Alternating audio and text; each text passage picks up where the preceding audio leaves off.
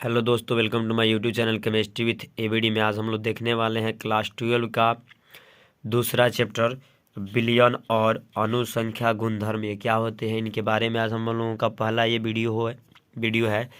तो चलिए चालू करते हैं। लिखा है इसमें सबसे पहला टॉपिक आता है, हम लोग बिलियन और उनके अनुगुणधर्म के बारे में पढ़ते हैं। तो सबसे पहले हमको जानना जरूरी है कि बिलियन किसे कहते हैं। तो देखिए लिखा है कि दो या दो से अधिक पदार्थों का समांगी मिश्रण बिलियन कहलाता है। यानी दो या दो से अधिक पदार्थ को जब हम आपस में मिलाते हैं, मिलाने के बाद उस बिलियन के किसी भी कोने से अगर कहीं से भी पदार्थ उठाते हैं और उन पदार्थ का जो स्वाद होता है एक जैसा होता है, या फिर प्रतिशत जो होता है, जो भी पदार्थ मिलाया गया है उन दोनों का प्रतिशत जो होता है एक समान होता है, तो उसे हम समांगी मिश्रण कहते हैं। तो जो भी समांगी मिश्रण होता है उन्हीं को हम बिलियन कहते हैं। ठीक है, जैसे आप पानी और चीनी का बिलियन बनाए, तो पानी और चीनी को मान लीजिए कि आप एक बिक्कर में घोलकर उनका बिलियन बना रहे हैं, तो उस बिक्कर के कहीं से भी आप उस बिलियन को उठाते हैं तो उनका स्वाद जो होता है एक जैसा आता है। ठीक है, तो वो जो होता है आपका समांगी मिश्रण होता है। तो समांगी मिश्रण ही बिलियन होते हैं। ठीक है, अब आगे लिखा है बिलायक किसे कहते हैं। तो लिखा गया है कि बिलियन में जिस अवयवी की मात्रा अधिक होती है उसे बिलायक कहा जाता है। यानी कि मान लीजिए कि आप चीनी और पानी का बिलियन बना रहे हैं, तो उनमें जो सबसे ज़्यादा होता है, जिनकी मात्रा सबसे अधिक होती है, उन्हीं को हम बिलायक कहते हैं। जैसे मान लीजिए चीनी और पानी को घुलाया जाता है तो सबसे ज़्यादा मात्रा पानी की होती है, तो बिलायक उसमें पानी हो जाएगा। ठीक है, जिसे हम ए से सूचित करते हैं। ठीक है, उसके बाद दूसरा नंबर आता है, तीसरे नंबर विलय। विलय किसे कहते हैं। तो लिखा गया है कि बिलियन में जिस अवयव की मात्रा कम हो, यानी बिलियन में जिस अवयव की मात्रा कम होती है उसे हम विलायक कहते हैं। या इसका दूसरा डिफिनेशन हो सकता है कि बिलियन बनाते समय जो पदार्थ बिला जाते हैं उन्हें हम विलय कहते हैं। जैसे कि चीनी और पानी का जब बिलियन बनाया जाता है, तो आप चीनी और पानी को जब घोलते हैं तो उसमें चीनी जो होता है वो दिखाई नहीं देता है, नहीं बिला जाते हैं, उन्हीं को हम विलय कहते हैं। या जिनकी संख्या जो होता है कम होता है उन्हें विलय कहते हैं। इन्हें हम बी से सूचित करते हैं। ठीक है, अब आगे देता है कि बिलियन के अवयवों के आधार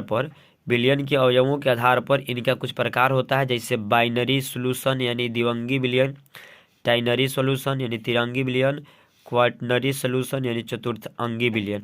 द्विअंगी बिलियन का मतलब होता है कि वैसा बिलियन जो दो पदार्थों को मिलाने से बना हो, तो वो आपका बाइनरी बिलियन होगा।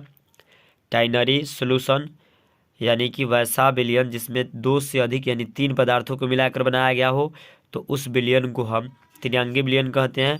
क्वाटरनरी सॉल्यूशन चतुर्थांगी बिलियन यानी वैसा बिलियन जिसमें हम चार पदार्थों को मिलाकर बिलियन को बनाते हैं, तो उसे हम चतुर्थांगी बिलियन कहते हैं। हम लोगों को इस चैप्टर में केवल यही पढ़ना है, बाइनरी सॉल्यूशन यानी द्विअंगी बिलियन। ठीक है, अब कुछ टाइप्स होता है सॉल्यूशन का, यानी बिलियन के कुछ प्रकार होते हैं, जिसमें हम देख सकते हैं कि पहले विलय लिखा गया है, दूसरा विलायक यानी एक गैस यानी विलय गैस होगा और विलायक भी गैस होगा। जैसे आप हवा उदाहरण ले सकते हैं, हवा जो होता है वो गैस का आपका एक उदाहरण हो सकता है कि गैस और गैस मिलकर तब जाके एक बिलियन बनाते हैं, यानी गैस भी विलय होता है, विलय भी गैस होता है और विलायक भी गैस ही होता है। दूसरा आता है कि विलय लिक्विड हो और विलायक गैस हो, जैसे हवा में नमी जो होता है, यानी हवा तो आपका गैस होता है लेकिन उनमें जो नमी पाई जाती है वो द्रव अवस्था में होता है।